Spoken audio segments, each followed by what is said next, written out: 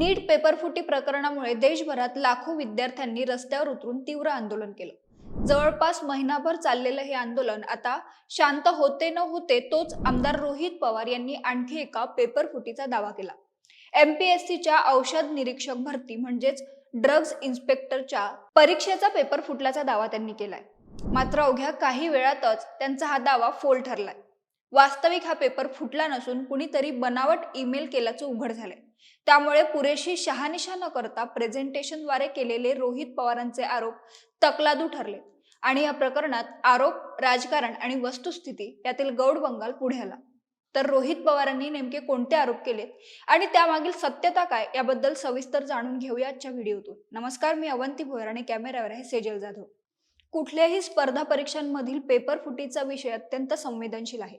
अलीकडेच पेपर फुटी विरोधी कॉक्रोच जनता पार्टीचं झालेलं आंदोलन आणि त्यानंतर केंद्रीय शिक्षण मंत्री धर्मेंद्र प्रधान यांनी दिलेला राजीनामा याचे देशभरात तीव्र पडसाद उमटले। त्यानंतर आता रोहित पवार यांनी एमपीएससीचा पेपर फुटल्याचा दावा करत सीबीआय चौकशीची मागणी केली।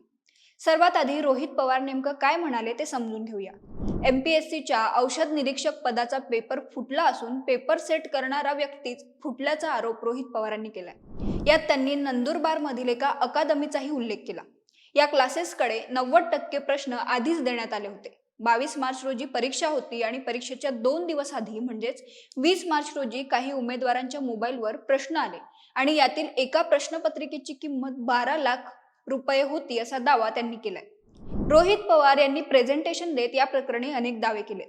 शिवाय त्यांनी याविषयी अन्न व औषध प्रशासन विभागाचे आयुक्त तुकाराम मुंढे यांची भेटही घेतली। मात्र लाखो विद्यार्थ्यांच्या भविष्याशी संबंधित असलेल्या प्रकरणांमध्ये कोणताही आरोप करताना त्यामागे ठोस पुरावे असणं तितकंच आवश्यक असतं। दिनांक 22 मार्च रोजी औषध निरीक्षक भरतीची लेखी परीक्षा पार पडली। त्यानंतर 12 जून रोजी निकाल जाहीर झाला। 1 ते 21 जुलै या कालावधीत उमेदवारांच्या मुलाखती घेण्यात आल्या आणि 22 जुलै रोजी अंतिम निवड यादी प्रसिद्ध करण्यात आली।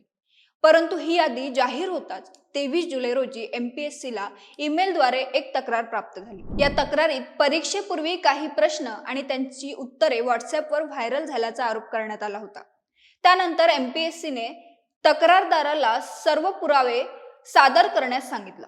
तसेच संबंधित उमेदवार आणि तक्रारदार यांना प्रत्यक्ष चौकशीसाठी आयोगासमोर हजर राहण्याचे निर्देशही दिले।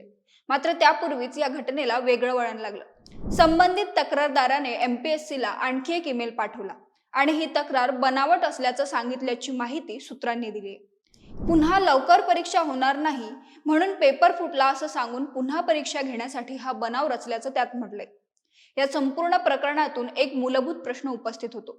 विरोधी पक्षातील लोकप्रतिनिधींनी विद्यार्थ्यांच्या प्रश्नांवर आवाज उठवणं आवश्यक आहे। मात्र कुठलीही शहानिशा न करता अशा गंभीर आरोपांमुळे लाखो विद्यार्थ्यांच्या मनात भीती आणि अविश्वास निर्माण होऊ शकतो। त्यामुळे आरोपांपूर्वी किमान पुराव्यांची खात्री करणं अपेक्षित असतं। एमपीएससी सारख्या घटनात्मक संस्थेवर आरोप झाले की त्याची निष्पक्ष चौकशी होणं गरजेचं आहे। या प्रकरणातही योग्य तो तपास करून अशा प्रकारे बनावट ईमेल करणाऱ्यांवर कारवाई व्हावी असं सर्वांनाच वाटतं। मात्र विद्यार्थ्यांच्या भावना तीव्र असताना आणि स्पर्धा परीक्षांवरील विश्वास आधीच डळमळीत झालेला असताना लोकप्रतिनिधींनी अधिक जबाबदारीने वागणं अपेक्षित असतं।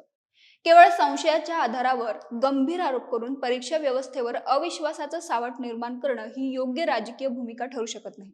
त्यामुळेच रोहित पवारांसह राज्यातील विरोधकांनी कुठलाही मुद्दा उपस्थित करण्यापूर्वी त्यातील सत्य पडताळून घेणं आवश्यक आहे। अन्यथा अशा प्रकारे तोंडावर पडण्याची वेळ येऊन ठेपते। तुम्हाला याबद्दल काय वाटतं ते कमेंट करून आम्हाला नक्की कळवा आणि महाएमटीबीच्या YouTube चॅनलला सबस्क्राईब करा। धन्यवाद।